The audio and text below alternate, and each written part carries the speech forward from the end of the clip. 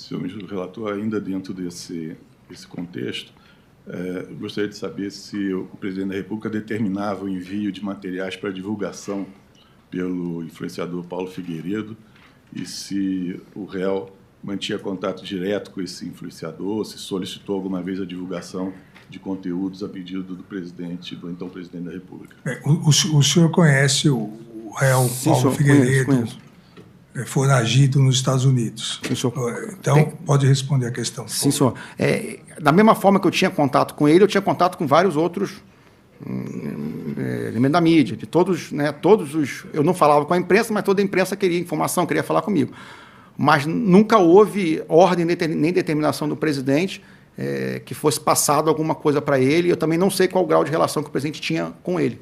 Né? Mas, por mim, não existia nenhum... O presidente nunca me determinou que passasse nada para ele. E o senhor não se comunicava com ele também? Eu falava com ele como, às vezes, falava com um outro repórter, mas não que ele nunca foi meu amigo, ou nunca foi próximo de mim, eu nunca conheci ele pessoalmente. Eu conheci ele pessoalmente uma vez, realmente, quando o presidente esteve em Miami, numa aquelas visitas lá em Orlando, e aí ele estava lá com o presidente. Mas ele estava com o presidente, eu cumprimentei ele, mas nunca tive uma relação próxima com ele, né, ser amigo dele. Isso, o ministro relator, ele não ficou muito claro para mim. Ele nunca passou nenhuma informação para o influenciador. Então, o senhor passou ou não alguma informação para o influenciador Paulo Figueiredo? Eu não me recordo de nunca ter passado informação nenhuma para ele. Eu não me recordo de ter passado nenhuma informação para ele. Até porque não era ele... porque às vezes a gente tinha mais contato, era com outros, pessoal da Jovem Pan, aquele Pingo nos Is, que a gente tinha mais contato. Com o Paulo Figueiredo, nosso contato não era tão próximo assim, não era tão... Nem quando ele era do Pingo nos Is também? Não, nem quando ele era. Senhor ministro relator, eu gostaria que o réu explicasse por que ele passou o contato de Anderson Moura a Sérgio Cavalieri e Ronald Ferreira. O objetivo dessa troca de contatos foi a confecção daquela carta. Quando Cavalieri perguntou ao réu, o 01 sabe disso? Ele se referia à carta e ao ex-presidente Jair Bolsonaro? Isso. Não, o senhor se recorda de ter passado esses contatos? Eu não me lembro, inclusive, eu estou na dúvida, eu lembro que a Polícia Federal perguntou, inclusive, desse contato, eu não consegui confirmar se esse Anderson Moura, porque eu tenho um amigo da minha turma que é Anderson Moura, né? Eu não consegui, na hora, lembrar quem era esse tal do Anderson Moura. Se era alguém que estava trabalhando na carta ou era um amigo meu da minha turma que não tem nada a ver com isso. E a outra questão... se o objetivo dessa troca de contatos tinha a ver com a confecção da carta. A confecção da carta e a referência ao 01 significou o quê? Isso, eu informei o presidente. O presidente sabia que a carta estava sendo confeccionada. Informou o presidente. Sim, senhor, informei o presidente. Tá bom.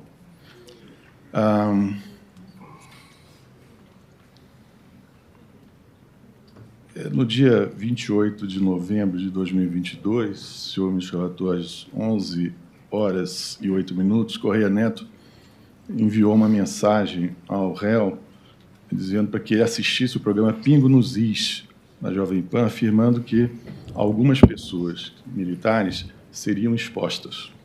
Disse, assista o Pingo nos Is hoje. O PREC, tá assim, vírgula, o Espora Dourada e o Bigode serão expostos. E o réu teria respondeu prontamente, eu sei, gostaria de saber como que o réu sabia de antemão o conteúdo que seria divulgado por Paulo Figueiredo. Qual foi a data mesmo? 28 de novembro de 2022. O senhor se recorda que, no contexto narrado na ação penal, de coação aos comandantes militares para que eles aderissem ao golpe, à assinatura do decreto de golpe. A pergunta é como o senhor sabia disso, que já havia chegado no programa em virtude das mensagens trocadas? Porque isso também estava público nos grupos militares. Todas as críticas que estavam sendo feitas aos generais, né, os comandantes todos, né, estavam públicas, eu digo pelos grupos militares, porque era meu círculo de amizade, mas já estavam públicos. E essa informação que seria feito esse programa, né? Que já estava público também. Inclusive, eu acho que alguém também do presidente já tinha falado que o Paulo Figueiredo ia lançar essas críticas, essas denúncias ou críticas contra os generais militares. Mas isso já estava público. Tudo que ele falou... Estava público aonde? Nos grupos militares, grupo de WhatsApp militar. Todo mundo já estava comentando, falando. Então, era algo que a gente... O senhor sabe, aproveitando essa questão da Procuradoria, o senhor sabe quem estava organizando esse ataque aos comandantes militares do Exército e da Força Aérea? Ministro, desconheço. Desconheço porque, assim, eu, particularmente, nunca tive Instagram, né? Nunca tive Facebook, ficava ali, nunca trabalhei com mídia social. Mas como que, então, o senhor sabia que estava público nos meios militares? Pelos grupos de WhatsApp. E quem mandava isso? Sempre tem alguém que manda. Ministro, mas eram vários, assim, porque a minha participação nesses grupos era só olhar. Eu passava o dedo, olhava, então eu nunca me ative nessas discussões, eu nunca discuti em grupo, né? Tanto que todo o meu sigilo foi aberto ali, eu nunca discuti em grupo, eu nunca dei minha opinião em grupo militar, nunca falei, né? Só que eu acompanhava, mas eu nunca me ative a essas discussões, eu nunca entrei no detalhe. Eu sabia, você via, mandava um áudio, mandava um vídeo, você às vezes assistia o vídeo, mas nunca me ative quem estava mandando, se aquela pessoa estava mandando em outros grupos, até porque os núcleos eram diferentes. Tinha um grupo que era de forças especiais, tinha um grupo que era do pessoal de artilharia, então tinham nichos diferentes, mas que as informações às vezes eram as mesmas em vários grupos. Então, mas o senhor se recorda dessa mensagem, ter mandado essa mensagem? Não lembro. Dessa eu lembro. Depois que eu olho, a gente relembra do que foi falado. Senhor ministro relator, no dia 29 de novembro de 22, o tenente-coronel Sérgio Cavalieri repassou ao réu uma advertência feita pelo comandante do Comando Militar do Sul aos seus subordinados sobre a carta ao comandante. Dizia: senhores, bom dia, alertem aos seus subordinados que a adesão a esse tipo de iniciativa é inconcebível. Eventuais adesões de militares da ativa serão tratadas no âmbito do CMS, na forma da lei, sem contemporizações. Mensagem do comandante militar do Sul. E o réu respondeu que o alerta, venha aspas, já era esperado.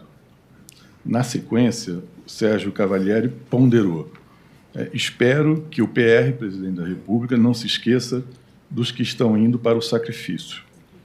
Em resposta, o réu disse: cara, ele mesmo sabe o que é isso, né? Ele tomou 20 dias de cadeia quando era capitão, porque escreveu carta à Veja. Foi para o Conselho de Justificação porque botaram na conta dele aquela operação para explodir Guandu, né? Veio uma palavra de cunho impublicável, ou pelo menos impronunciável, mas que queria dizer, ele teve problemas a vida toda. E ele continua. Então, ele sabe o que é. E eu gostaria de ouvir do réu se ele confirma que o ex-presidente endossava a iniciativa da carta ao comandante. Por favor. Bom, eu comentei...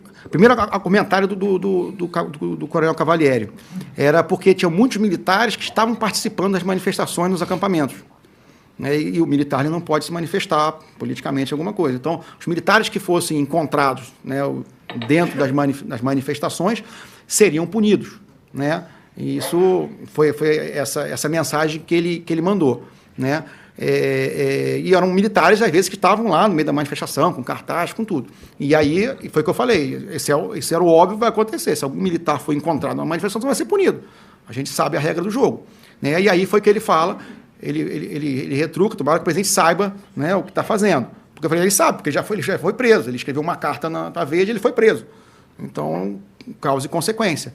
Né? Mas não houve, depois que eu informei para o presidente da carta que estava sendo feito, não houve nenhuma determinação ou nada incentivando que essa carta fosse assinada. Inclusive, eu até comentei com o presidente: presidente, esses militares que estão assinando a carta vão ser punidos. E em vez de pressionar os militares, os generais, de certa forma, vão acabar tendo um efeito contrário, que os militares vão se fechar, porque isso é inadmissível para a hierarquia e disciplina nossa, esse tipo de situação. E qual foi a resposta do presidente? Sinceramente, acho que o presidente só ficou olhando para mim, acho que não comentou nada. Senhor ministro relator, no dia 14 de dezembro, o réu colaborador recebeu uma mensagem do tenente-coronel Bernardo Romão Correia Neto, perguntando: GFG, vem uma expressão que provavelmente significa fraquejou, né? E o réu respondeu sim. Eu gostaria de ouvir do réu se ele pode esclarecer o contexto dessa conversa, a que evento ele se referia. Acho que GFC, General Freire Gomes, né? Exato. GFC, General Freire Gomes. Não, era aquela ideia de as pessoas me procurarem para saber o que estava acontecendo no meio das discussões. Né? E foi o que eu falei, não ia acontecer nada. O General Freire Gomes não ia tomar nenhuma iniciativa, nenhuma ação. Né? A maior parte dessas conversas tem a ver com isso, as pessoas querendo saber o que estava acontecendo dentro do Alvorada e nas discussões.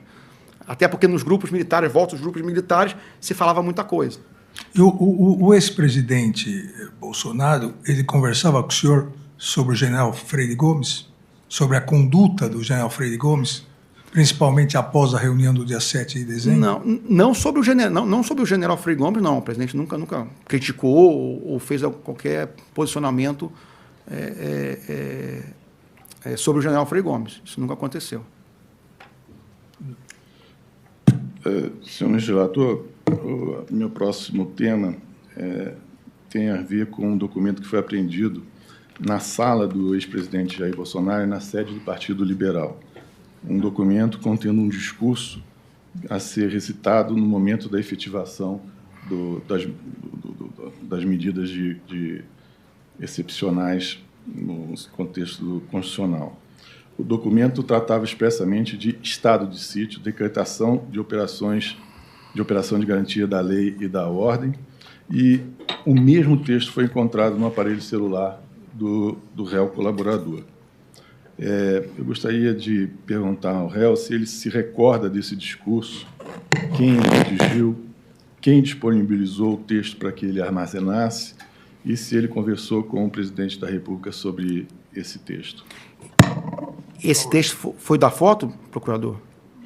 Esse foi apreendido na sala do ex-presidente... Não, da minuta do golpe. Da minuta do golpe. Não, porque no meu celular, pelo que eu recordo, nos áudios, a única coisa que teve de próximo a uma minuta foi aquele texto da foto. Não havia. O que havia depois eram os documentos daquele estudo da ECM, que foi feito em 2017. Mas eu desconheço essa minuta aí do PL. Eu não me lembro de... E o discurso que o presidente da República faria depois dessas medidas? Também não passou por mim, não recebi e também não vi. Também na sede do PL, senhor ministro relator, na mesa do assessor do Braga Neto, coronel Flávio Peregrino, foi encontrada uma pasta denominada Memórias Importantes. Essa pasta continha um esboço da denominada Operação 142. O documento aludia aí ao artigo 142 da Constituição e traçava estratégias ofensivas contra o Supremo Tribunal Federal, a assinatura de decreto presidencial e o controle da narrativa midiática. O plano também previa ações como anulação das eleições, prorrogação dos mandatos, substituição de todo o TSE, preparação de novas eleições. E, afinal, o documento estabelecia: Lula não sobe a rampa. Eu gostaria de saber o que o réu se recorda a respeito desse documento. Se ele se recorda se o ex-presidente Jair Bolsonaro teve acesso a esse documento ou a ideia dessa Operação 142. Eu nunca tive contato com esse documento. Nunca passou, pelo menos no período que eu estive na presidência, ele nunca passou por mim. No computador, senhor presidente, do réu, foi encontrado um plano de fuga de Jair Messias Bolsonaro, sob a denominação RAF/LAF, prevendo diferentes cenários em que o então presidente precisaria de auxílio, que estão nos slides aí de março de 2021. E eu gostaria de saber do réu se ele pode esclarecer por que esse plano foi elaborado, por que o presidente Jair Bolsonaro teria sentido uma necessidade de fugir em relação ao quê? O senhor se recorda? Eu me recordo que isso foi, não sei se foi 2020 ou 2021 que eu recebi, alguém mandou um documento, eu acho, para mim, né? E naquele momento, acho que o contexto era, eu não me lembro bem o contexto, mas era como se o presidente, se o golpe fosse contra o presidente Bolsonaro. Como que seria feita a proteção do Bolsonaro caso ele sofresse um golpe por meio das Forças Armadas? Então seria o contrário. Mas por quê? Havia um receio disso? Ministro, eu não me lembro o contexto. Foi 2020, 2021, mas foi... Realmente eu não me lembro o contexto. Mas não é uma coisa normal receber um documento e preparar um plano de fuga mas não com o foi... presidente eleito empossado e no cargo. Mas não foi... na época não tinha denúncia, não tinha nada, não tinha nenhum sinal daquilo. Realmente recebi que ficou ali. Acabou ficando no meu computador ali, como outros documentos que eu O senhor chegou a comentar isso com o presidente? Não, senhor. O que eu falei, ministro, o volume de coisas que eu recebi era muito grande. Então, a filtragem era muito grande também. Né? E até pela falta de tempo, eram coisas que às vezes passavam e ficavam ali, a gente não dava tratativa para aquilo ali. Senhor ministro relator, tinha mais uma pergunta. Na colaboração, o réu colaborador afirmou, entre aspas, tanto o então presidente Jair Bolsonaro quanto o general Braga Neto esperavam que algo pudesse acontecer para convencer as Forças Armadas a darem o golpe. Fecho as aspas.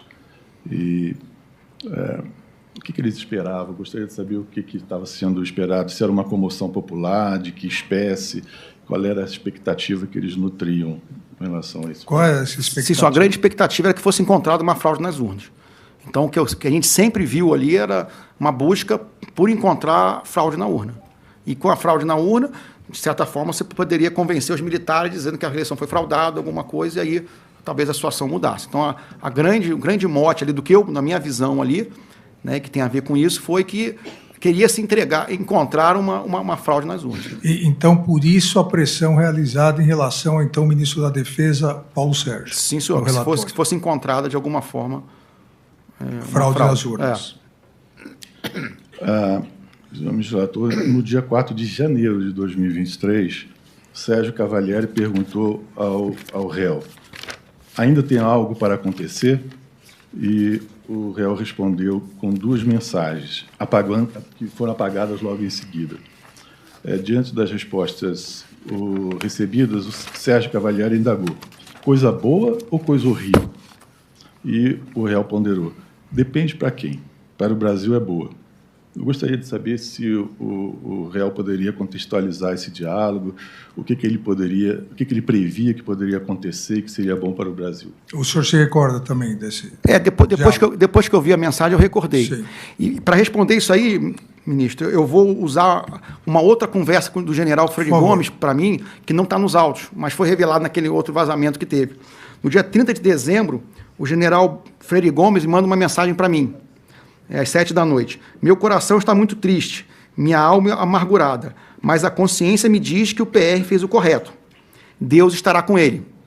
Né? E aí eu respondo para ele, general, isso ocorreu porque o senhor fez um assessoramento justo, leal e fiel ao Senhor.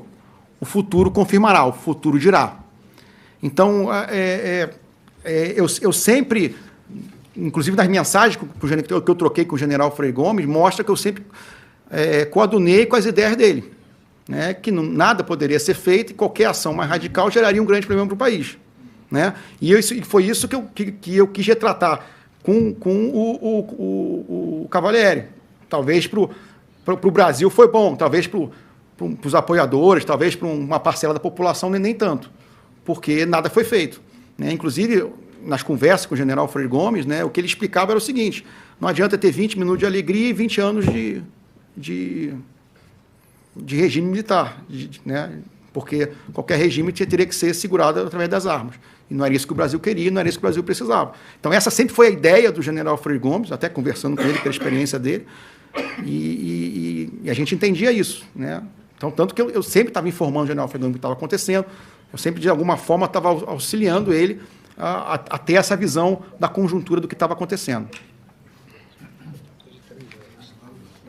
Senhor ministro relator, Eu gostaria de perguntar ainda ao réu colaborador se, em algum momento, o presidente da República solicitou que o réu orientasse os manifestantes em frente aos QGs a se desmobilizar. A questão da Procuradoria é se o presidente orientou a se desmobilizar. Desmobilizar. Por favor. Não, o presidente ele nunca deu nenhuma orientação para mim com relação aos manifestantes. Eu não tinha contato com nenhum manifestante, nunca tive nem com liderança, nem com ninguém dos acampamentos dos quartéis. E ele também nunca deu ordem para mim ou solicitou que eu buscasse alguém para que fosse desmobilizado. Não, mas dificilmente essa ordem seria passada para mim, porque já sabia que eu não tinha contato com esse pessoal das manifestações. Eu teria ainda uma última pergunta, senhor ministro relator. Se o presidente da República tinha por hábito se aconselhar com o general Augusto Heleno sobre questões políticas relevantes do país. Por favor. Inicialmente, sim, e mais para o final do mandato, nos últimos 2 anos, esse aconselhamento ele se reduziu bastante. O general Heleno foi cada vez menos sendo demandado para despachar e para assessorar o presidente. Mas eu gostaria de saber se houve uma cessação completa desses contatos. Não, completa não. Não, completa não. Mas diminuiu bastante do que era no começo do governo. Eu estou satisfeito, senhor ministro. Agradeço a Procuradoria-Geral. Como o réu já está quase 3 horas dando depoimento, eu vou suspender por 15 minutos a sessão. Nós voltamos às 17h05.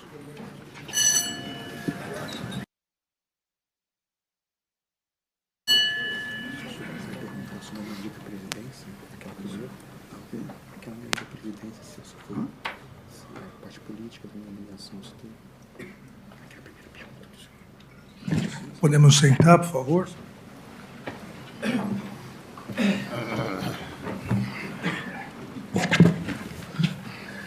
Vamos dar continuidade à audiência. Eu passo a palavra agora para a inquisição do advogado do réu Mauro César Barbosa Cid, o doutor César Roberto Bittencourt. Obrigado, presidente. Eu tenho 2 perguntas só para o Cid. Por favor.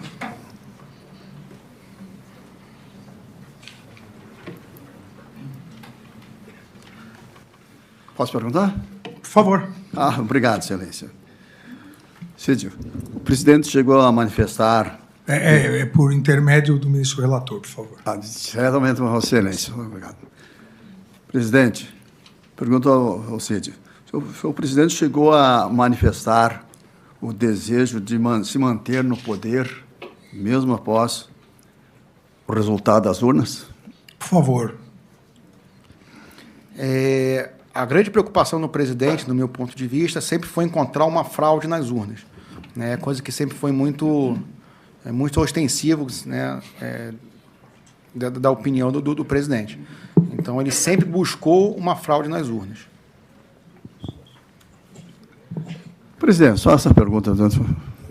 Obrigado, viu? Agradeço ao doutor César Bittencourt. Então, agora, na ordem alfabética das defesas, eu passo a palavra ao doutor Paulo Renato Garcia Sintra Pinto, advogado do réu Alexandre Ramagem Rodrigues. Boa tarde, excelência. Boa tarde, doutor Procurador-Geral da República. Boa tarde, ministro Luiz Fux. Eminentes colegas, boas tardes. Excelência, não, a defesa de Alexandre Ramagem não tem perguntas. Passo a palavra ao doutor Demóstenes Torres, advogado do réu Almir Garnier Santos.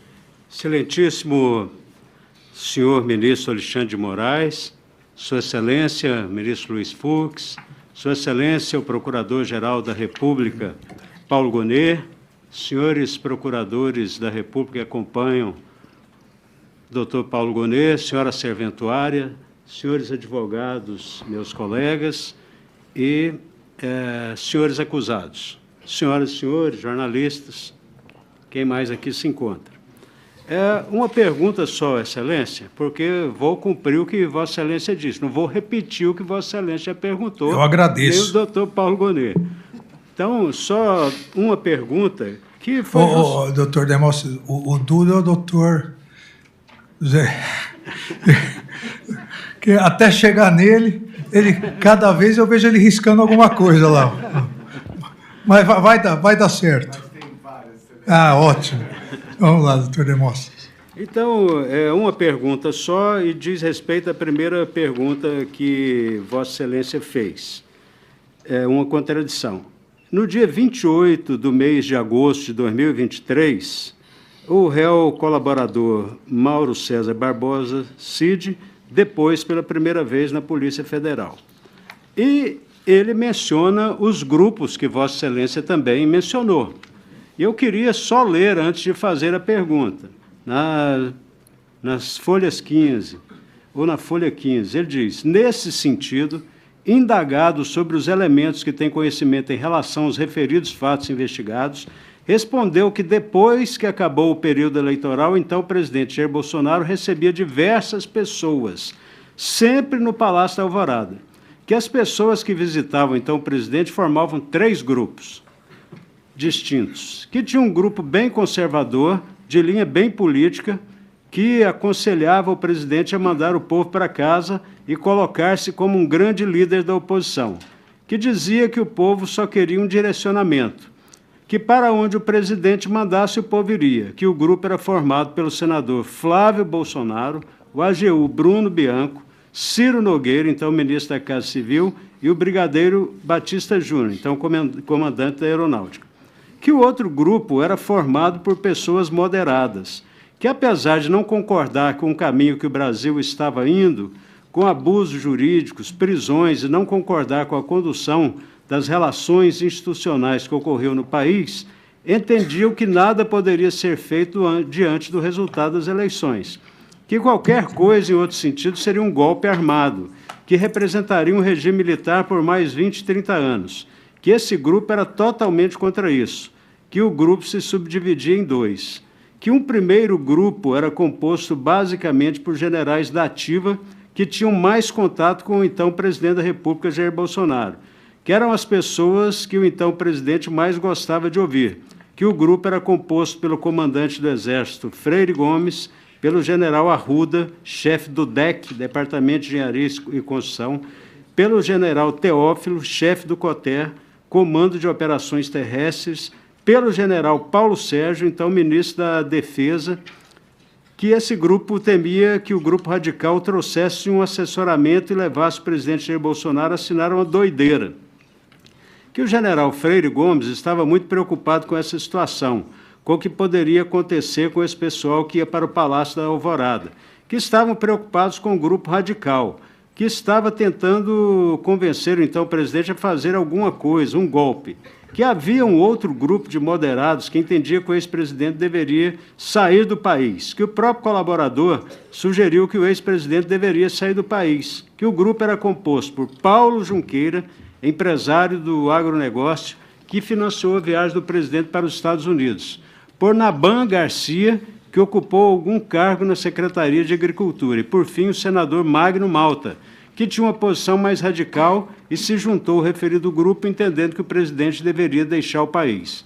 Que o terceiro grupo, denominado pelo colaborador como radicais, era dividido em 2 grupos, que o primeiro subgrupo, menos radicais, que queria achar uma fraude nas urnas, que o segundo grupo de radicais era a favor de um braço armado, que gostaria, de alguma forma, incentivar um golpe de Estado, que queria que ele assinasse o decreto, que acreditava que, quando o presidente desse a ordem, ele teria o apoio do povo e dos CACs, que romantizava o artigo 142 da Constituição como fundamento para o golpe de Estado, que o primeiro grupo que defendia a identificação de um possível fraude nas urnas era o que o ex-presidente mais pressionava, que Jair Bolsonaro queria uma atuação mais contundente do general Paulo Sérgio em relação à Comissão de Transparência das Eleições montada pelo Ministério da Defesa, que Jair Bolsonaro queria que o documento produzido fosse duro, que o grupo era composto pelo general Pazuello, pelo presidente do PL, Valdemar Costa Neto,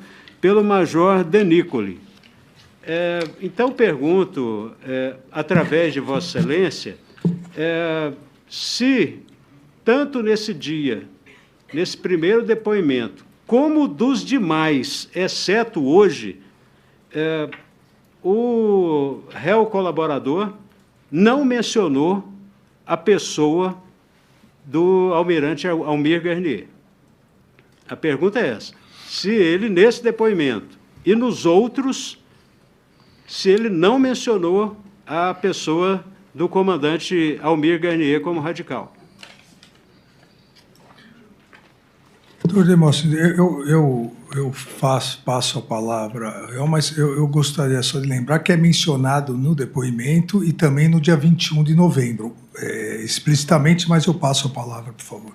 Eu falo isso porque eu indaguei em relação a isso, mas, por favor. Ministro, eu não me lembro realmente a data que eu falei, mas dentro das minhas primeiras colaborações, né, quando me foi perguntado sobre os comandantes de força, né, da relação com o general Frei Gomes, foi quando eu citei a posição do almirante Garnier. Agora, realmente, quando e em qual folha isso consta, realmente eu desconheço. Para que haja esclarecimento e não paire dúvida, as folhas 17 do termo de depoimento 3576708, do dia 28 do mês de agosto de 2023, que foi citado pelo eminente advogado, consta, abre aspas, no final da página, que o colaborador saiu da sala, não participando do restante da reunião, que depois o general Freire Gomes relatou ao colaborador o conteúdo do que conversaram, que o ex-presidente apresentou o documento aos generais com o intuito de entender a reação dos comandantes das forças em relação ao seu conteúdo, que o almirante Garnier, comandante da Marinha, era favorável a uma intervenção militar, afirmava que a Marinha estava pronta para agir, que aguardava apenas a ordem do ex-presidente Jair Bolsonaro, que, no entanto, o almirante Garnier condicionava a ação de intervenção militar à adesão do Exército, pois não tinha capacidade sozinho. E depois isso é repetido no depoimento que foi feito aqui no Supremo Tribunal Federal em 21 de novembro de 2024. Ministro, só, por favor, só para esclarecimento. A palavra é de Vossa Senhoria. Vossa Excelência perguntou sobre grupos. Eu também perguntei sobre grupos. Esse é o depoimento do dia 7, dele acerca do dia 7, que eu não vou perguntar mais, porque Vossa Excelência já perguntou, não é? Então, são coisas distintas. O primeiro, ele disse que, a primeira pergunta que Vossa Excelência fez, que ele participava dos grupos dos radicais. Então, ele não disse isso, nem aqui, exceto aqui, nem ali no primeiro depoimento, nem em nenhum dos outros três. Inclusive, o prestado a Vossa Excelência junto com o Procurador-Geral da República, Paulo Gonet.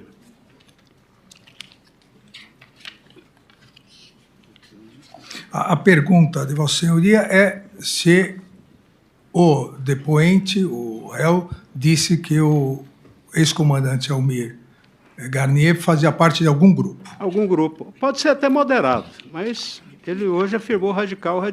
Né? Por favor. Ministro, quando eu dividi os grupos, foi uma maneira de poder sintetizar o raciocínio para tentar explicar e contextualizar o que realmente estava acontecendo naquele momento do Alvorado. Né? Então, a divisão dos grupos não foi pelos nomes, e sim pelas situações que cada grupo apresentava ao presidente. E aí, depois, no desenvolver das inquirições e da colaboração, eu pude detalhar mais. Mas a ideia geral era que a divisão dos grupos facilitasse o entendimento de como eu ia apresentar as ideias. Por isso que eu dividi, a divisão dos grupos foi na minha cabeça, não houve nenhum estudo, infelizmente, senhor presidente, por favor. Senhor, eu não posso ter o meu momento, o ministro Alexandre de Moraes, sim ou não? Não é verdade? Pode ter, sim ou não? Sim. Sim. Mas disse que então Feliz? fazia parte de um grupo? Já... Sim. Mais alguma coisa, doutor Demóstenes? Não, agradeço muito a Vossa Excelência. Sim ou não, doutor Demóstenes? Não, Excelência. Não. Agradeço ao doutor Demóstenes Torres. Eu passo a palavra ao doutor Elmar Novak, advogado do réu Anderson Gustavo Torres. Cumprimento o excelentíssimo senhor ministro Alexandre de Moraes, relator. Neste caso, cumprimento o excelentíssimo senhor ministro Luiz Fux, em nome de quem cumprimento todos os servidores desta casa.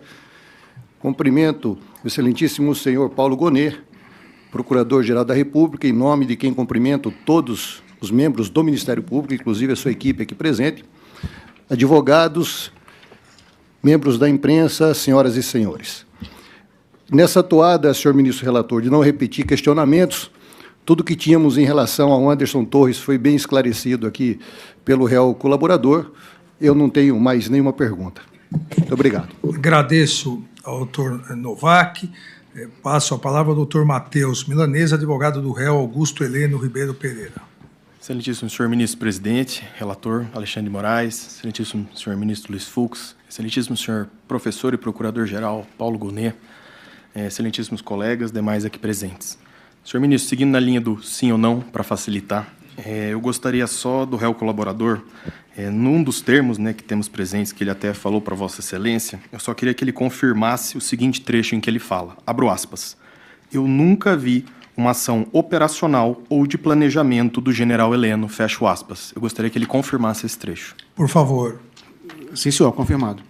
Confirmado. Estou satisfeito, Excelência. Muito obrigado. Agradeço, doutor Matheus Milanês. Eu passo a palavra ao doutor Celso Vilardi, advogado do réu Jair Messias Bolsonaro.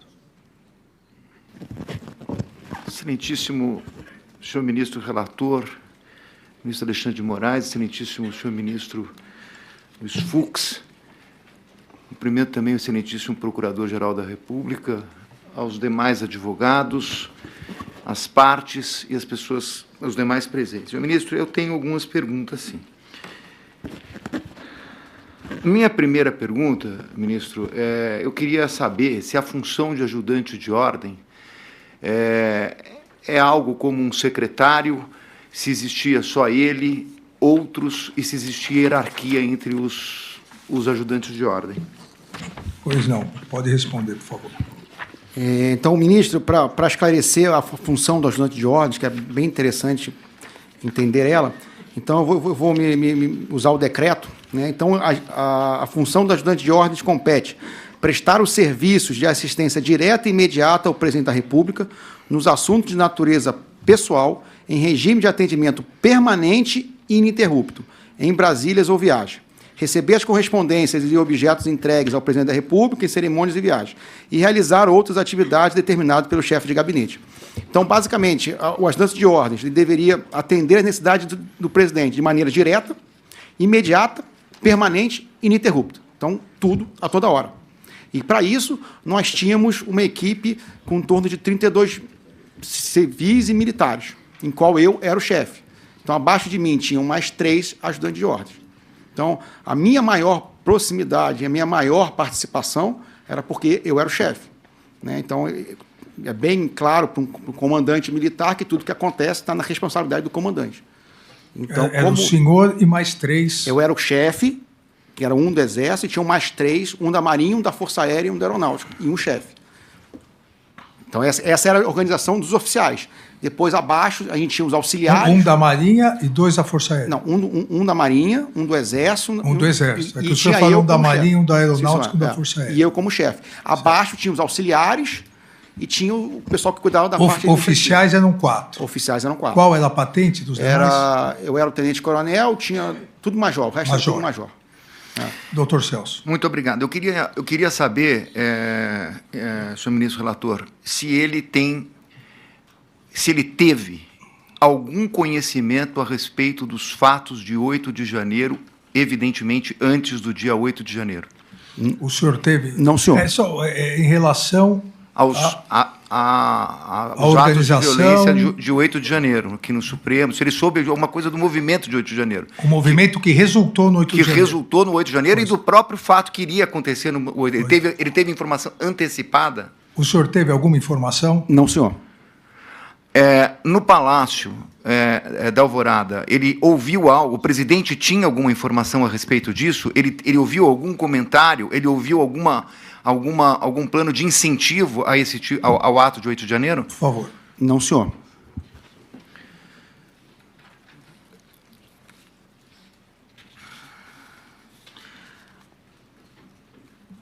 Tem uma frase, senhor ministro relator, que ele respondeu 2 vezes, eu anotei aqui entre aspas, não foi encontrada, se não for encontrada a fraude, nada vai acontecer. É o que ele disse que repetia em diversas mensagens para diversos interlocutores. A minha pergunta é, ele afirmava isso com uma certeza própria, o presidente afirmou isso para ele?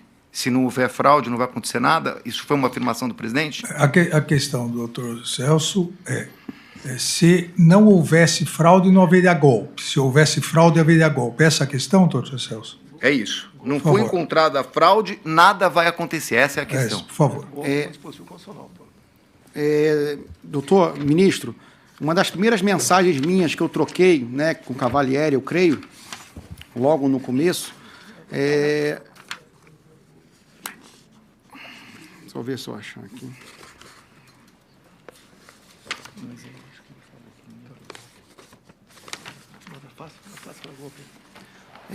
Logo depois, para todos que me consultavam de maneira geral, eu sabia que nada ia acontecer, por mais que houvessem pressões em cima do presidente, porque as Forças Armadas, já de cara, eu conhecia o general Frei Gomes, eu sabia que nada ia acontecer. Inclusive, foi essa a minha resposta, até naquela época, né, quando saíram as mensagens com o coronel Lawande, com o Cavalieri, porque eu sabia a posição das Forças Armadas. Independente do que acontecesse com as eleições, né, dificilmente alguma coisa ia acontecer, porque sem apoio das Forças Armadas não teria nada que fazer. Né? E era um momento que o presidente estava muito fragilizado na parte de saúde, inclusive era uma preocupação muito grande do próprio general Heleno, a parte de saúde dele. Mas ele nunca expressou, o presidente nunca expressou a ideia de temos que achar uma fraude para assinar algum decreto. Isso... Ele nunca expressou... Esse tipo de não conversa... havia esse condicionante. Não, nunca havia esse condicionante.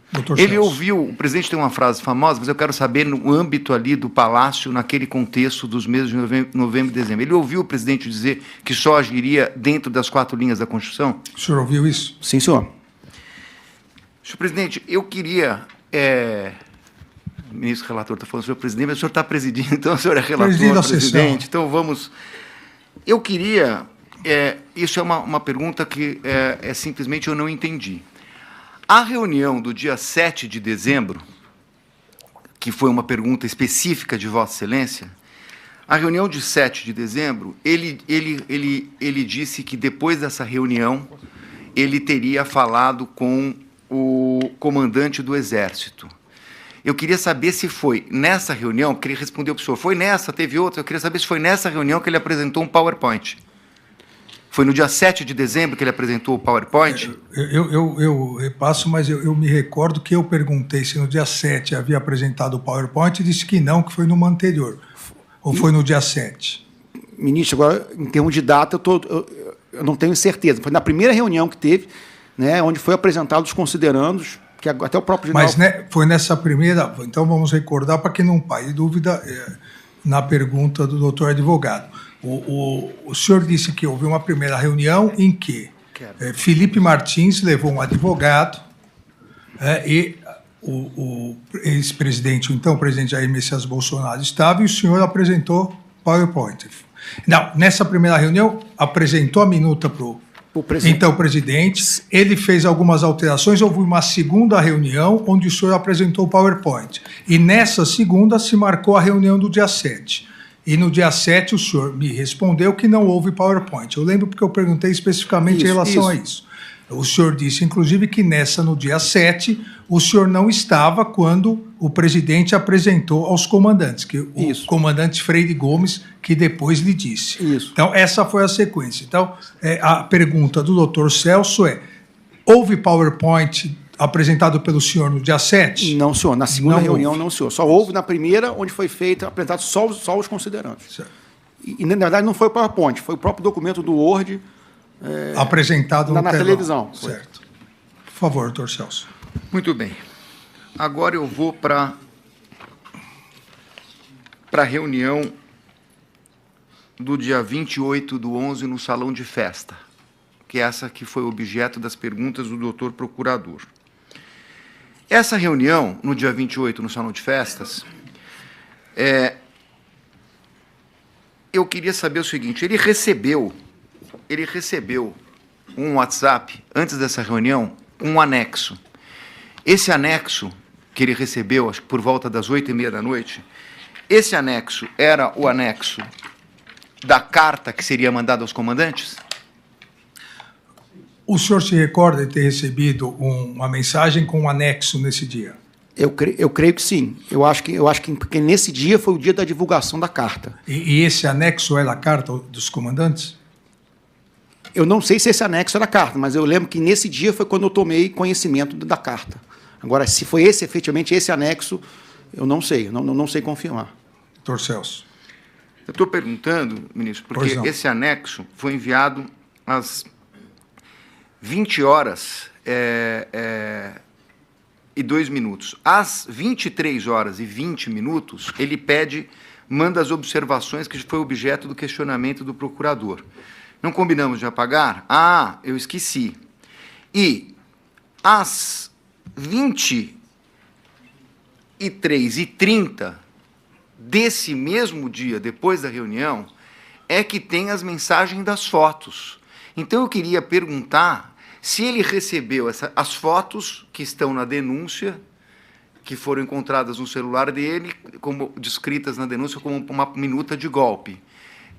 Essas mensagens vieram de um interlocutor da reunião? Porque elas vêm exatamente depois dessa mensagem, na sequência. Então, é isso que eu queria perguntar. O doutor Celso faz uma cronologia das mensagens que o senhor recebeu no dia 28, nessa reunião.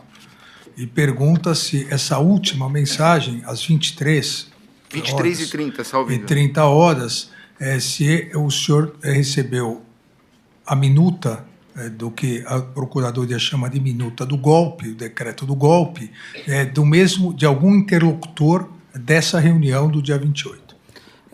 Eu não sei afirmar, porque realmente eu não me recordo quem mandou. O senhor não se recorda de quem mandou nenhuma, nem a outra? Nem um anexo, nem o outro. Né? Porque, como eu falei para o senhor, eu recebi um volume muito grande, às vezes eu pedia, queria ler, me manda, mas para quem eu pedi ou para quem me mandou, aquela foto, né, que é essa minuta que o doutor está falando, denúncia, eu não me lembro quem mandou. Né? E também foi uma coisa que realmente ficou esquecida. A outra, esse anexo, que possivelmente deve ter sido a carta aos comandantes militares, né, realmente foi nesse período. Eu não sei se foi efetivamente esse anexo, né, se foi esse anexo. Mas eu não consigo afirmar que se foi alguém desse grupo. Eu acho difícil. Pela forma que foi escrita, tudo, não parece muito a forma que nós escreveríamos. Até pelo jeito que foi escrito. A minha questão, ministro, é que ele colocou, não só hoje, mas numa outra oportunidade, que seria até uma questão de uma conversa de bar, né? Fez aí uma metáfora a esse respeito. Mas eu queria saber se nessa conversa de bar, dentre os assuntos que foram tratados, porque ele falou que existia insatisfação de parte dos militares, que tinham radicais, etc. e tal. Eu queria saber o seguinte: dentre essas conversas, surgiu alguma coisa a respeito de uma minuta a ser entregue para o presidente, para ser mandada? Teve uma minuta? Nessa reunião do dia 28. Teve conversa sobre algum documento escrito relacionado a um golpe de Estado? Então, nessa reunião dos Kids Pretos, no dia 28, houve conversa sobre a elaboração de uma minuta? Não, senhor. E nessa conversa explicou o conceito militar de centro de gravidade que foi atribuído a Vossa Excelência por uma das pessoas. Eu queria entender se nessa reunião Vossa Excelência, o nome de Vossa Excelência constou como centro de gravidade, porque se a pessoa parece que fez uma anotação, ministro Alexandre, como centro de gravidade. Isso também não foi conversado na reunião? Foi conversado algo sobre o meu nome nessa reunião? Sim, senhor. O senhor foi... O quê? O senhor foi muito criticado. Só? O senhor tem que falar a verdade. Sim, senhor. Ministro... Eu estou acostumado. Já sim, senhor. E só uma coisa que depois é que a Polícia Federal não está aqui, porque há uma contradição no depoimento.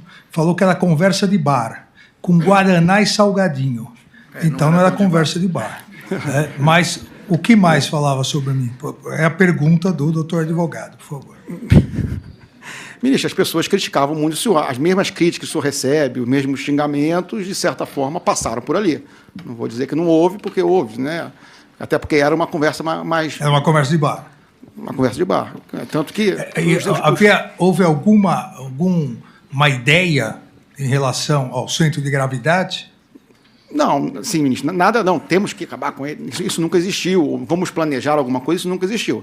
Tinha, assim, xingamentos, esse cara desgraçado, coisas que o senhor já ouviu bastante aí, né, inclusive fotos, figurinha, aquelas memes, essas coisas. Por isso que eu digo para o senhor que teve essa grau de informalidade. Né? É isso, doutor Celso? É isso. A minha próxima pergunta, o meu próximo tema é a respeito da questão da matéria da revista Veja. Eu só queria, a respeito disso, eu queria saber se ele já disse isso num depoimento prestado, acho que ao instrutor de Vossa Excelência, mas eu queria saber se ele não conversou sobre delação, a respeito da delação feita aqui, que era confidencial, com jornalistas e com pessoas ligadas à investigação. Se ele nunca conversou sobre delação com investigados e ou jornalistas. Com pessoas ligadas à investigação, que ele diz aqui um melhor... Investigados, não só os que estão aqui hoje, mas naquela época tinham outros investigados no geral. O senhor conversou sobre a delação com investigados ou pessoas ligadas à imprensa, jornalistas? Não, senhor. Eu quero saber se ele fez uso, em algum momento, para falar de delação, de um perfil no Instagram que não está no nome dele. Não. Espera, aguarde. Qual perfil? Eu queria saber, ministro, se ele utilizou perfis, mídia social para falar com jornalistas. Ele está dizendo que não conversou com ninguém. Ele nunca usou um perfil de mídia social para falar com ninguém. O senhor utilizou algum perfil de mídia social para falar com alguém? Não, senhor. Todos os meus celulares foram apreendidos pela Polícia Federal, ministro. Todos foram apreendidos e revirados de ponta cabeça. Ele conhece um perfil Gabriela R. 702? Você já ouviu falar? O senhor conhece? Gabriela... R. 702. 702. Esse perfil, eu não sei que isso é da minha esposa, mas Gabriela é o nome da minha esposa.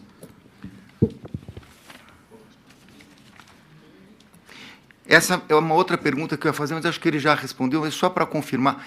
Não houve nenhum telefone que ele tenha utilizado que não tenha sido apreendido pela Polícia Federal, especialmente quando Vossa Excelência determinou a busca depois da matéria da revista Veja, ele não teve nenhum celular que não tenha sido apreendido?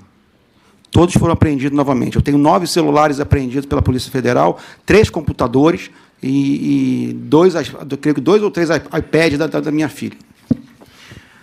Muito bem. Agora, ministro, já me encaminho para o final, mas eu queria abordar a reunião com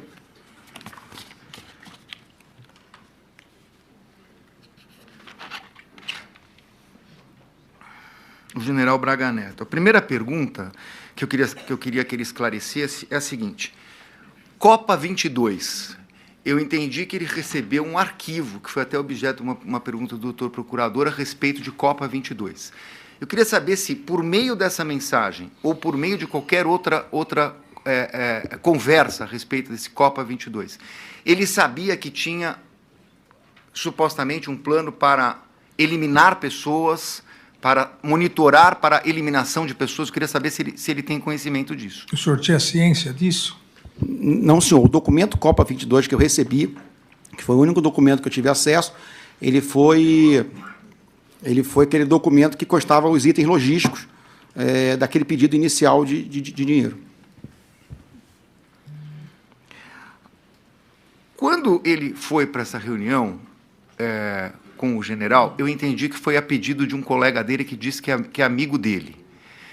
Antes dele chegar nessa reunião, ele não tinha nenhum conhecimento do que ia ser tratado? Ele tomou conhecimento ali? Queria saber qual era o objeto dessa reunião. Na verdade, era para colocar o pânico na sociedade. Eu queria que ele detalhasse isso, ministro. O senhor tinha, quando o senhor foi procurado para marcar essa reunião com o general Braga Neto, qual foi o móvel do pedido, a finalidade do pedido?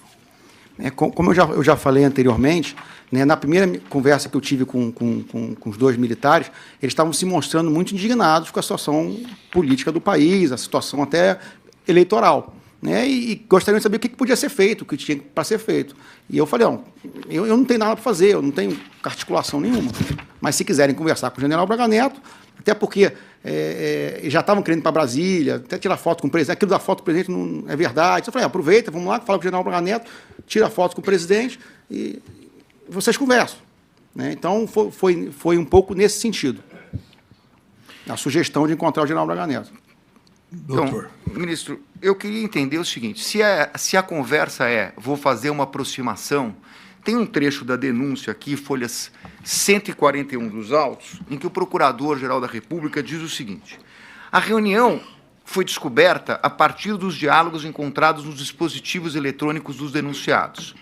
Em 8/11/2022, Mauro César Barbosa Cid enviou mensagem via aplicativo WhatsApp a Rafael Martins de Oliveira solicitando rascunha alguma coisa e obteve a resposta: fica tranquilo, está sendo feito.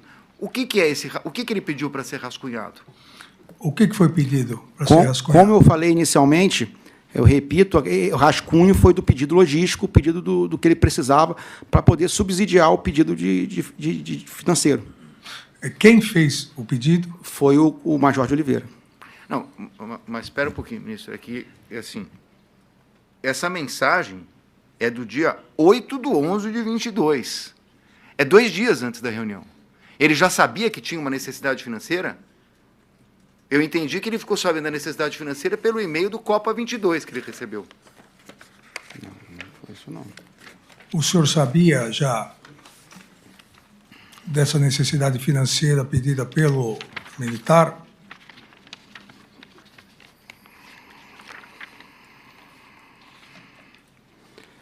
Não, senhor. Tanto que a minha primeira conversa com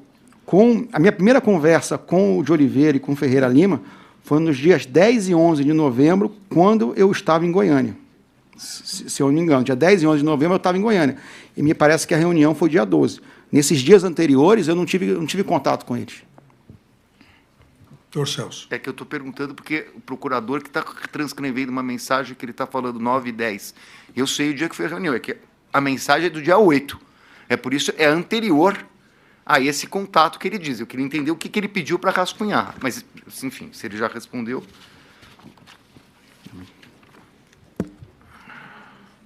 O general Teófilo, ele tinha intimidade com o general Teófilo? É um general que ele conversava várias vezes? O senhor tinha alguma intimidade com o general Teófilo? Ou tem? Não, senhor. Não, senhor.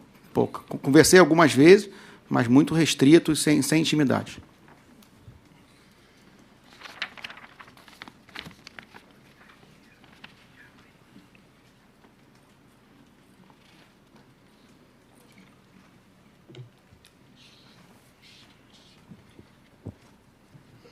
Desculpa, ministro, é que eu só estou fazendo... Fique à vontade, doutor Celso. Só estou fazendo a minha lista aqui. Não tem problema. Ministro, só para aproveitar por favor, essa pergunta, esse questionamento que qual ele falou, delas? esse primeiro dessa data de 8 de novembro, Sim. Só para contextualizar, a minha ida em Goiânia, dia 10 e 11, foi porque eu já ia participar de uma reunião com os comandantes, porque eu já ia assumir no outro ano. Então, eu não sei se essa mensagem tem a ver com a lista de alguma coisa que ia ser tratada na reunião, ou rascunho alguma coisa que você queira que eu fale na reunião, ou que eu tome ciência. Eu não sei dizer porque eu não me recordo. Porque 10, eu estava me preparando para essa reunião, que seria a minha primeira reunião como o futuro comandante de um batalhão de Goiânia. Foi ele que cuidou, ministro, e se foi ele que cuidou, ele podia dar algum detalhe sobre a questão da mudança do presidente da República, quando que foi pedida, quando chegaram, como é que começou essa mudança, se foi durante o mês de dezembro ou não? A mudança do Alvorada... da Alvorada, mudança dos móveis, de coisas pessoais. Móveis não, perdão, de coisas pessoais. O senhor que cuidou dessa transferência, essa mudança do presidente? Não, senhor.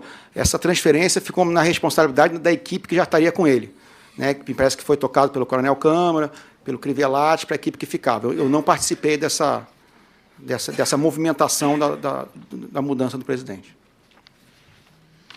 Ele sabe se o presidente, em algum momento, convocou, ou pensou em convocar, ou teve alguma atitude relativa a conselhos da República? Ele tomou conhecimento disso? O senhor tomou conhecimento? Não, senhor. O presidente nunca comentou de convocar Conselho de República ou de Defesa.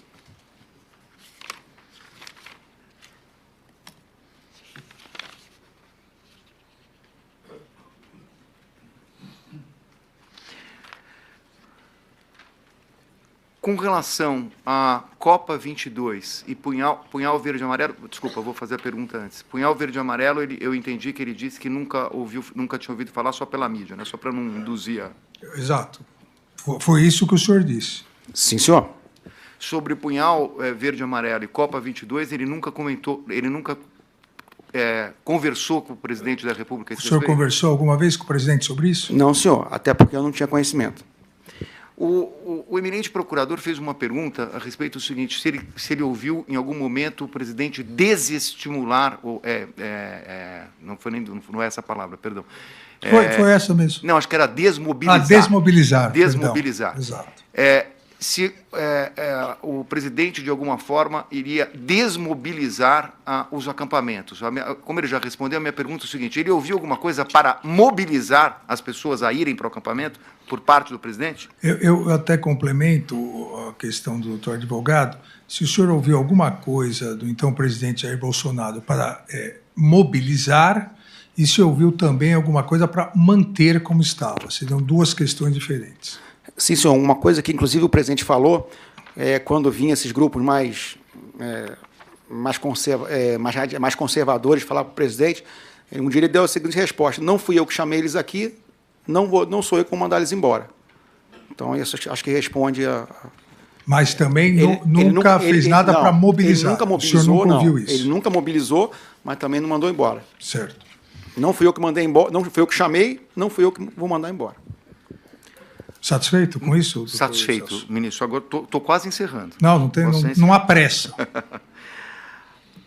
Eu queria saber o seguinte, em novembro e dezembro, o presidente da República fez reunião com Luciano Hang, Maier Nigri, uma pessoa da Centauro, enfim, pessoas relacionadas àquele grupo de empresários que foram investigados. Eu queria saber se o presidente da República, nesse período que estava lá no Palácio da Alvorada, se ele tem conhecimento que o presidente se reuniu com essas pessoas. Novembro e dezembro de que ano, doutor? De 22. 2022. 22. O senhor tem conhecimento? Pós-eleição. Pós-eleição, se houve reunião com esse grupo de empresários? Eu acho que não. Quase certeza que não. Mas não me recordo. O senhor, como ajudante de ordens, o senhor não ficava, obviamente, porque é impossível ficar 24 por 24. Qual era o seu turno, a sua escala? Na verdade, ministro, o que acontecia? Para explicar o funcionamento da ajudância de ordens. A gente tinha oficialmente um ajudante de ordem dos 4, oficialmente com o presidente em cada dia. Né? Mas eu, como era o comandante, era o chefe, eu estava todo dia lá. E no final do ano, praticamente, depois das eleições, nós tivemos baixa de 2 militares. Um tinha ido para o exterior, outro já estava transferido. Então, a gente ficou basicamente com 2 ou máximo 3 ali. Então, que aumentou essa rotatividade. Mas, funcionalmente, por eu ser o chefe, eu estava todo dia no Alvorada. Independente se não fosse o meu dia. Eu sempre estava lá. Doutor Celso. Ministro, à luz da resposta dele, eu tenho um áudio aqui do telefone dele que está nos autos. Posso colocar? Por favor. Porque eu não sei... Oi, general, bom dia. Ontem o presidente, eu senti que ele já praticamente, acho que desistiu de qualquer coisa ou de qualquer ação mais contundente. Então, ontem, por várias vezes, ele comentou que o governo Lula, um possível governo Lula, como ele sempre fala, não daria certo, ele vai meter o pé pelas mãos, ele vai botar os servidores tudo contra ele, né? Tanto que ontem ele comentou e pediu para deixar tudo andar em termos de relatório, que não quer que ninguém fique pressionando nada. Ele conversou bastante tempo com o Valdemar também, ontem no começo da tarde. Ontem o general Pazuello esteve com ele dando sugestões, ideias de como ele podia, né, de alguma forma, tocar o artigo 142, né, alguma coisa assim. Ele me conversou, não quis nem saber, não deu bola, né, para que o general Pazuello estava levando para ele. Também deixou o general Paulo Sérgio tranquilo com relação ao prazo de entrega e o que vai ser escrito no relatório. Inclusive, deu até a entender que o que tiver lá tá bom, né? O que escrever tá ótimo, né? O próprio aquele outro relatório da IVL, que deve estar saindo também, ele não quis pressionar o Valdemar, deixou rodar, né? E na conversa que ele teve depois com os empresários, ele tava o Hang, tava aquele cara da Central, tava o Meia Nigre, né? Ele tava o cara do Coco Bambu também. Ele também, tipo, que falou, ó, o governo Lula vai cair de podre, né? E o pessoal ficou um pouco de moral baixa, porque os empresários estavam querendo pressionar o presidente a pressionar o MD a fazer um relatório, né, contundente, duro, né, para virar jogo, aqueles negócios. E ele mesmo já descaracterizou e já falou que talvez os empresários, né, vocês que vão se prejudicar muito com o Lula. Então, presidente, eu queria perguntar... O senhor vai pedir aditamento da denúncia? Não. Em relação aos empresários e ao Pazuello? Não, presidente, não, fiquei na dúvida. Não, é que na verdade, os empresários que foram aqui mencionados, eu não vi entrada no Palácio, por isso eu perguntei. Aqui nós temos e ele está falando de uma reunião, então eu queria saber se ele estava mentindo para contar uma história para o interlocutor, se é verdade. O senhor não se recorda? Não me recordo dessa qual mensagem. A data? Com a data dessa para quem foi começo de 8 de novembro. 8 de novembro. 8 de novembro. E foi para quem essa mensagem? Para um general, porque começa assim: oi, general. Bom, possivelmente foi para o general Freire Gomes, né? Se não está identificado, possivelmente foi para o general Freire Gomes, que era o general que eu tinha uma interlocução mais direta. Mas isso era o que acontecia, mostrava os altos e baixos das conversas que se tinham. Tanto que tem outra mensagem com o general Freire Gomes, que quando eu falo que o presidente estava mal, eu peço para ele vir falar com o presidente que o presidente estava mal. Então, esse era um pouco da realidade que estava acontecendo no Alvorada nesse momento. Mas eu não me recordo da reunião com os empresários. Realmente, eu não me recordo.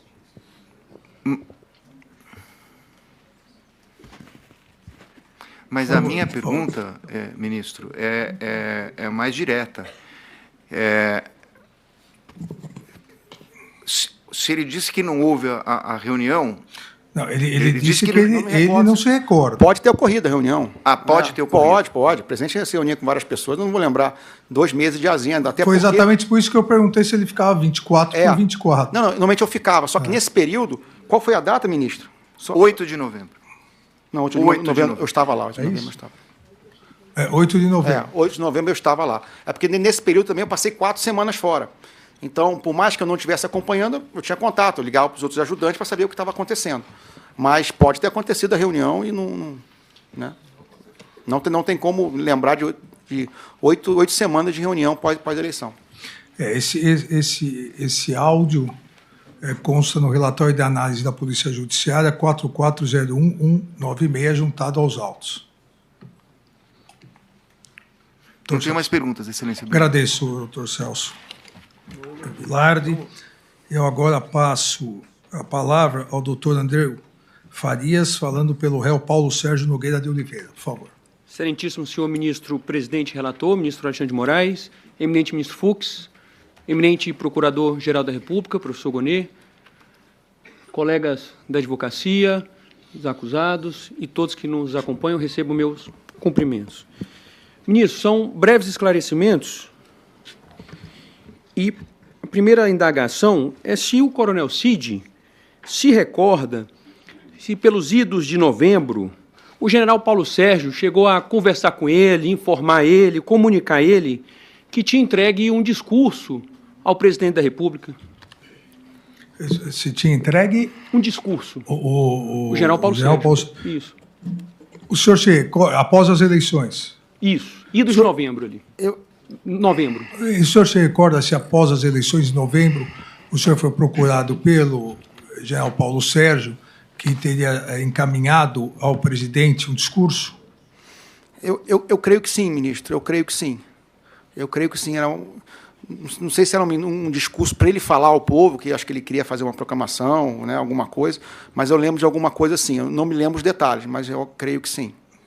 O senhor se recorda se no conteúdo desse discurso tinha menção acerca da aceitação do resultado das eleições? Não, os detalhes, eu lembro disso, mas o que estava escrito realmente no meio eu não me lembro. Tá certo, excelência. Tem mais perguntas? Satisfeito. Só, doutor, o discurso teria, minuta do discurso, teria sido entregue direto ao presidente ou entregue ao depoente para entregar ao presidente, só para que fique bem claro? Perfeito, é porque o coronel Cid adiantou e eu não fiz a segunda pergunta, que seria se o general Paulo Sérgio entregou uma cópia para o coronel Cid desse discurso. Entregou uma cópia, senhor? Eu não me recordo se essa cópia se foi entregue para mim ou foi direto para o presidente ou o general. Eu lembro que teve alguma coisa. Eu lembro que teve alguma coisa, só que eu não me lembro detalhes. Okay. Satisfeito, sem mais perguntas. Obrigado, doutor André Farias. Eu passo a palavra agora ao doutor José Luiz Mendes Oliveira Lima, falando pela defesa do réu Walter Souza Braga Neto. Eminente presidente e ministro relator Alexandre de Moraes, eminente ministro Luiz Fux, registro aqui o respeito que tenho pela Corte e pelos seus integrantes, eminente Procurador-Geral da República, doutor Paulo Gonet, senhoras e senhores serventuários na Justiça, eminentes advogados que divido hoje a defesa, doutor César Bittencourt e testemunha e réu colaborador Cid. Eu realmente diminuiu bem as minhas perguntas, presidente, mas eu tenho algumas ainda. Eu peço, fique totalmente à vontade. Peço a paciência de Vossa Excelência, até porque o colaborador mencionou o meu cliente em algumas oportunidades. Presidente, eu gostaria que Vossa Excelência perguntasse ao réu colaborador se é correto afirmar que a entrega do dinheiro que ele mencionou a Vossa Excelência hoje, numa sacola, é um detalhe relevante. Eu vou indagar, mas relevante para quem? Para o contexto de todas as questões que foram aqui abordadas a Vossa Excelência. Relevante para a investigação. Exatamente. O senhor considera relevante para a investigação a entrega do dinheiro? No meu ponto de vista, na minha opinião, ela se tornou relevante a partir daquela operação de novembro, eu acho, de 2024, no final do ano. A operação Punhal Verde e Amarelo. Isso. Dezembro, pois não. Então, por que, Excelência, eu gostaria de saber do réu colaborador, ele demorou 1 ano e 3 meses para trazer este fato ao juízo e a todas as pessoas desses autos? Pode responder. Porque, inicialmente, isso, para mim, estava dentro de um contexto de uma manifestação que era, teoricamente, né, dentro do que o Exército aceitava e até a Justiça, legal e legítima, tinha apoio dos militares, de alguma forma, e tudo que foi tratado, para mim, estava sendo direcionado àquelas manifestações. Então, na minha cabeça, eu vi que era um dinheiro para tentar ajudar, trazer manifestantes para amigos, né, manifestantes para manifestação, para engordar a manifestação. Eu não levei para o lado que seria para tentar ou planejar alguma coisa. Por isso que eu não achei relevante essa informação. Doutor, mas o senhor não acha relevante, acha normal um ex-ministro candidato a vice-presidente da República entregar dinheiro dentro de uma caixa de vinho para manifestantes? Mesmo que não fosse, ou eventualmente não tivesse sido por uma operação para neutralizar alguém, isso seria normal? Isso, normal não seria. Mas naquele contexto das manifestações na frente dos quartéis, muita gente vindo, muita gente apoiando, eu não vi ali nada de... Não vou dizer que não vi nada demais, mas como foi pedido ajuda, foi um amigo que pediu, tentei conseguir de alguma forma, o que eu consegui dentro do meu conhecimento ali, né? Mas eu não vi naquele momento como algo de hipótese criminal, né? Essa foi a minha colocação no momento. Doutor. Sim.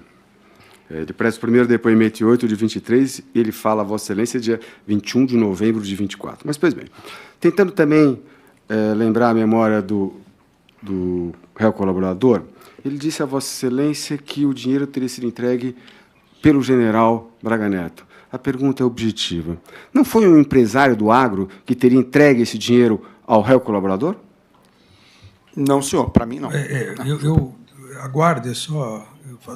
O que ele disse, mas eu vou pedir para reiterar, é que quem teria arrumado o dinheiro seria um empresário do agro, mas quem teria entregue fisicamente o dinheiro teria sido o general Braga Neto, é isso? Sim, senhor. E a minha pergunta é ao contrário. Minha pergunta é se não foi um empresário do agro que entregou essa sacola ao... Exato, isso. Não foi. Não foi. Perfeito. Agora eu vou ter que, olhando, ministro... Fique à vontade. Vossa Excelência e todos já fizeram várias perguntas.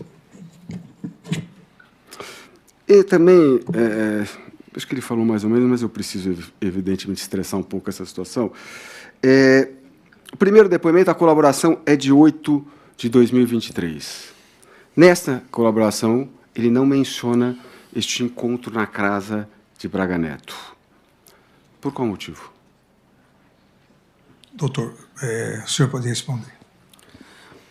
Porque, da mesma forma que eu não falei do dinheiro, né, foi a mesma lógica que eu naquele momento, tinha na minha cabeça como certeza. Que era mais uma conversa de pessoas que não tinham capacidade nem voluntariedade de fazer muito. Só queriam conversar, queriam estar com o general, mostrar indignação pelo que estava acontecendo. Então, naquele momento, eu não vi nenhuma necessidade ou que fosse algo que pudesse resultar alguma coisa. Né? Tanto que só depois, quando a investigação prosseguiu, que eu fiquei sabendo de alguma coisa, né, dentro daquele espanto todo, eu falei, não, realmente, tudo bem, então pode ter mais coisas que sejam interessantes a investigação. Mas naquele momento, né, quando em setembro, né, quando eu comecei a fazer o acordo de colaboração, na minha cabeça, volto a falar que era como eu expliquei para o ministro Fux, às vezes era bravata, era reclamação, era desabafo de pessoas que estavam indignados com o que estava acontecendo. Né? E eram amigos. Né? A gente tem amigos, de repente a gente consegue uma foto com o presidente, consegue falar com um com o outro. Então, foi um pouco essa visão que eu tinha. Né? Depois, quando a investigação recrudesceu, né, apresentou outras coisas, eu falei, então tem mais isso que realmente pode ser que encaixe. Doutor. Eu vou voltar mais adiante nesse tema. Agora, eu queria falar um pouco sobre os áudios da revista Veja. O senhor já respondeu ao ministro relator, também ao doutor Celso Vilardi, mas eu gostaria de saber algumas coisas. O senhor se recorda quando essa conversa ocorreu, em qual período aproximadamente? A Polícia Federal, quando analisou meu celular, ela disse que foi um dia depois do meu depoimento na Polícia Federal. Essa conversa foi pessoal ou essa conversa foi por telefone? Desculpa. Não. Espere eu passar. Sim, senhor, desculpa. Por favor. Pode ir. Pela análise que a Polícia Federal fez dos áudios, me parece que alguém que eu estava falando por telefone, como se tivesse pegado outro telefone e botado o próximo para gravar. Ele disse pela distância, pelos cortes que foram feitos, né, dá para ver que eu estou numa conversa, que eu não estou simplesmente mandando áudios, que eu estou numa conversa. Esse foi o parecer da Polícia Federal. E toda a lista de pessoas com quem eu conversei, eu não sei com quem poderia ter feito isso. O senhor conversou com várias pessoas a respeito da sua colaboração? Não. Eu conversei... as pessoas com quem eu falei naquele dia, eu não sei com quem que eu falei isso aí, ou com quem que eu desabafei. O senhor não se recorda com quem o senhor se desabafou? Sim, senhor. Não me recordo com quem eu desabafei. Após aqueles áudios, o senhor foi chamado para uma audiência pelo juiz instrutor do eminente relator, correto? Positivo. Tem um determinado momento que o senhor falou o seguinte. No depoimento referente a PET 11767, pesa 97, minuto 23h20 a 23h36, eminente presidente. Ele, delegado, disse que teve uma reunião que aconteceu na casa de fulano de tal. Aí ele queria saber o motivo da reunião. Eu falei, não, o motivo da reunião era um encontro de amigos, né? Fulano de tal estava na cidade e quis cumprimentar o general. Aí o delegado falou, não, mas não pode ser só isso. Pô, mas espera aí, não é possível que um general...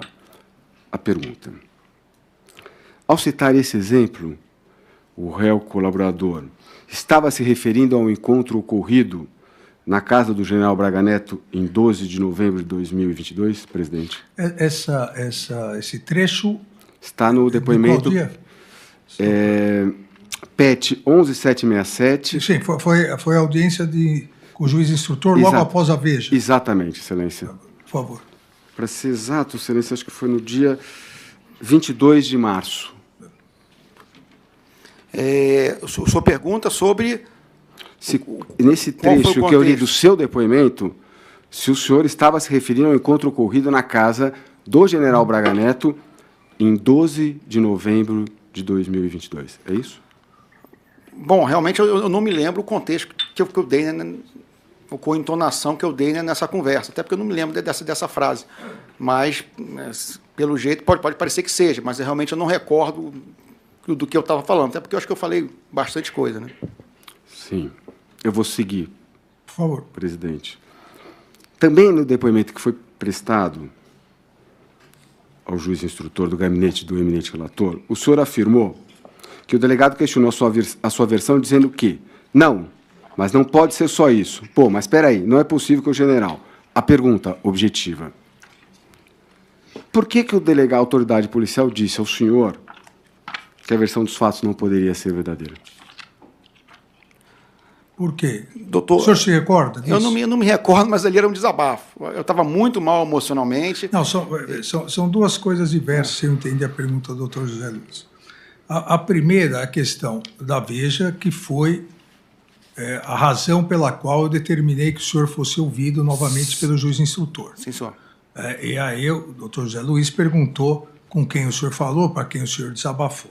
A outra coisa é esse trecho que se refere, em março, 22 de março, se refere a essa reunião que, em 21 de novembro, na minha presença, o senhor retificou e disse a versão que hoje o senhor disse dos fatos. No dia 22 de março, o que o doutor José Luiz pergunta é se o senhor está se referindo, nesse trecho, à reunião com o general Braga Neto, é isso? Exatamente, Excelência. Eu só tenho uma questão de data, porque, na verdade, ele é o depoimento que ele presta e que ele fala o que o delegado disse a ele no depoimento. Exato. Né? O senhor não se recorda? Eu não estou me recordando. Eu não estou me recordando do que eu falei. O que eu falei no depoimento. Sim. Exatamente. Eu não me recordo. Eu não me recordo os detalhes do que eu falei no depoimento.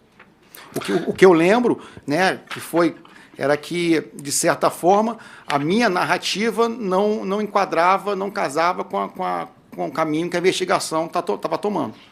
Pode ser nessa linha aí de argumentação. Perfeito. Para mim, estou satisfeito, presidente. Posso seguir? Por favor. Gostaria de perguntar ao depoente se, ao final dessa audiência, o senhor foi determinado a sua prisão, certo? Sim, senhor. O senhor passou mal nesse dia? Passei, sim, senhor. O que o senhor teve? Acho que a pressão baixou. Sim.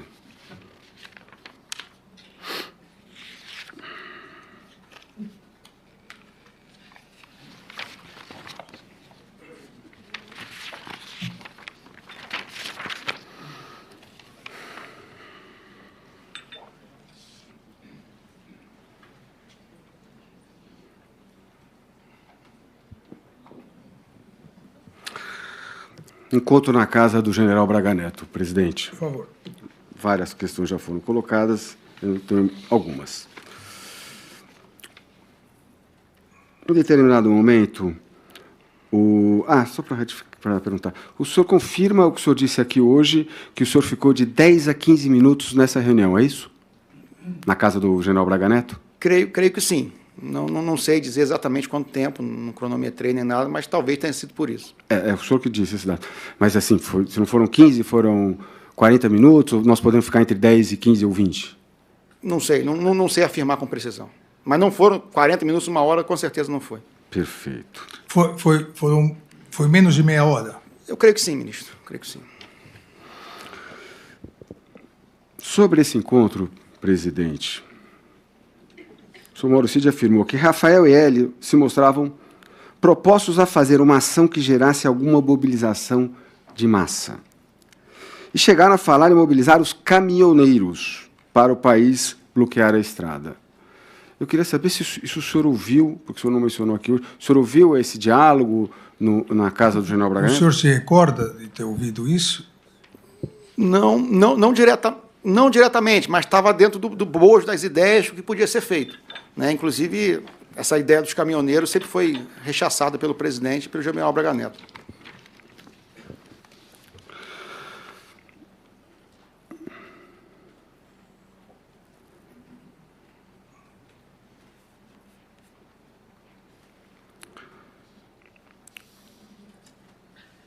O senhor, só para ficar claro, o senhor não presenciou nenhum diálogo, nenhuma conversa sobre sequestro, prisão ou execução de autoridades na casa do general Braga Neto? Não, senhor. Perfeito.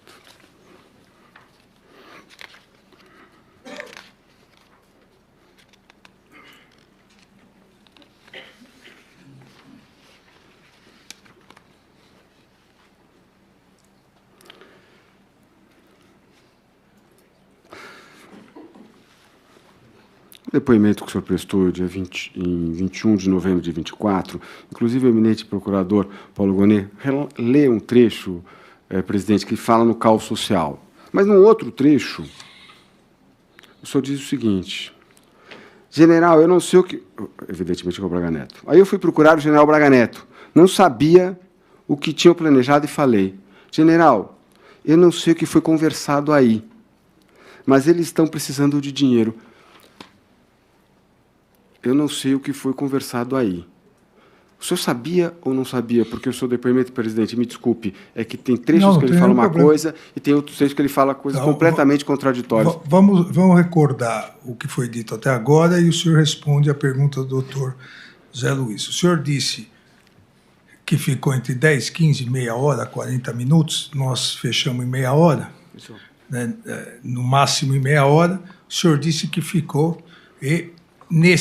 enquanto o senhor lá estava, constou nas respostas às minhas indagações e do doutor procurador-geral, enquanto o senhor lá estava, o que foi conversado, e os dois que foram visitar o general Braga Neto, era o desgosto com o resultado das eleições, o desgosto com o rumo do país e que teria que ser feito alguma coisa para causar um caos social. Ponto. A partir daí, o senhor disse... num primeiro momento, que tinha que fazer um link para o presidente, tinha que ir embora, e depois recordou que o general Braga Neto pediu também para você ir embora, ou aproveitou esse momento, dizendo que aí iam começar as questões operacionais. Então, o que está perguntando o doutor Zé Luiz é o seguinte: o senhor ouviu essa primeira parte do caos social de Gauzá ou não? E se o senhor ouviu ou não alguma coisa específica. É isso, doutor Zé Luiz? Sim, é porque... o caos social, o que eu quis dizer eram discussões do que estava acontecendo. Não houve nada... como é que eu vou dizer? A palavra caos social que eu usei era o que estava falando, caminhoneiros, traz gente para manifestação, uma manifestação na frente dos quartéis. Então, era esse tipo de mobilização com as pessoas que estavam ali na manifestação. Isso o senhor ouviu? Isso eu ouvi, isso eu ouvi. Aí depois, se teve um planejamento, se fizeram lista de que eu não participei, eu não sei, que eu acho que corrobora com esse áudio aí, que eu também não me recordo, que eu não sei o que aconteceu, mas eles querem dinheiro. Eu também não sei se o general Braga Neto sabia também, ou que ponto que o general Braga Neto sabia, eu não estou afirmando isso. Eu estou dizendo o que aconteceu, que eu solicitei o dinheiro para ele. Doutor Zé Luiz. Obrigado. O senhor se recorda o horário que o senhor saiu da casa do general Braga Neto para a reunião que o senhor tinha? Não me recordo. Não se recorda? Não. Você recorda da hora que terminou a reunião? Também não me recordo. No Palácio? Do Palácio? Não, É. não me recordo. O senhor não se recorda da hora que o senhor chegou lá também? Não, não vou lembrar. Detalhe, vou voltar à questão do dinheiro, presidente, que ele já disse que é relevante. O senhor sabe quando, onde, o horário e o dia que foi entregue essa suposta sacola? Também, efetivamente, o horário, dia, local. O local eu sei que foi no Alvorada, mas o horário também não creio que foi pela manhã, né? Mas eu não me recordo exatamente o horário. O senhor está afirmando que foi no Alvorada, é isso? Foi, com certeza foi no Alvorada. O senhor lembra a sala do Alvorada?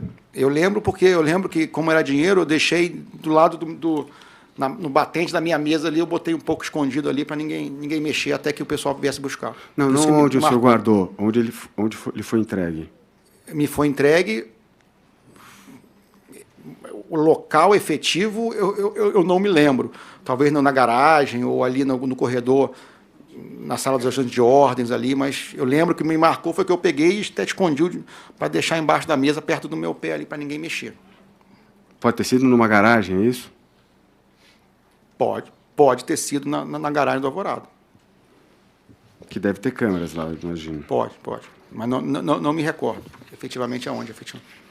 O senhor também disse ao eminente ministro Alexandre de Moraes, em determinado momento, que o general Braga Neto seria o elo entre os manifestantes e o ex-presidente, né, em termos de informações e tal. O senhor tem prova disso? Não, senhor. O general Braga Neto, ele todo dia, ou às vezes ia 2 vezes por dia, 1 ou 2 vezes, ele atualizava o presidente do que estava acontecendo. Né? A pergunta é objetiva. O senhor tem prova dessa? Não, senhor. Não tem. Não, senhor. Ok.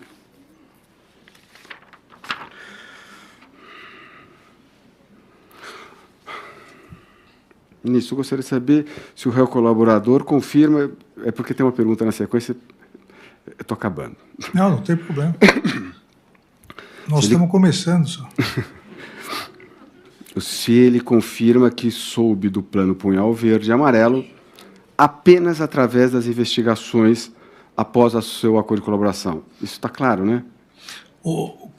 Quando que o senhor soube do plano ou da operação Punhal Verde e Amarelo? Foi pela imprensa quando houve a operação pela manhã. Quando houve a operação. E que de tarde eu iria depor na Polícia Federal, que eu já tinha sido convocado, acho que uns 3, 4 dias antes. Ok. Então, portanto, após o acordo de colaboração dele, correto, ministro? Sem dúvida. Isso foi mais de ano. Foi 1 ano depois. Então, 1 ano e vamos lá. 2 meses, 3 meses. Em um dos seus depoimentos, o senhor foi questionado, folha 633, 633, verso da PET 11767, ministro. Em um dos seus depoimentos, o senhor foi questionado se o general Braga Neto era o único a saber do documento Punhal Verde e Amarelo. O senhor deu uma resposta longa e, em dado momento, disse o seguinte: quem estava realmente era o general, 3 pontinhos, junto, era o general Braga Neto. Considerando que o senhor afirmou hoje que desconhecia completamente o plano Punhal Verde e Amarelo e só tomou conhecimento dele pela imprensa, como é que o senhor poderia saber as pessoas que eram ligadas a esse plano? Por favor. Eu não me recordo de ter dito que o general Braga Neto conhecia o plano. Satisfeito, Excelência. Obrigado. Agradeço, doutor Zé Luiz de Oliveira Lima. Com isso, nós encerramos o interrogatório do réu colaborador, réu Mauro César Barbosa Cid. Agradeço ao réu, agradeço ao doutor César Bittencourt. Peço que retorne aos seus lugares.